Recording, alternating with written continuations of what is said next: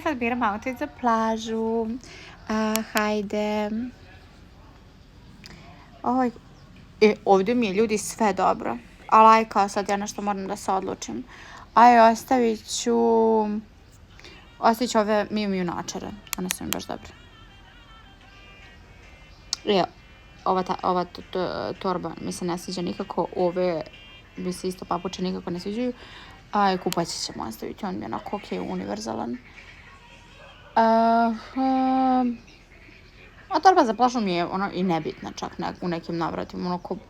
Svejedno mi je kako će izgledati. Tako da, ostavit ćemo nju. Suknja može. Samo da budu neke dobre papuče. Ne mogu ove papuče, moram još jednom.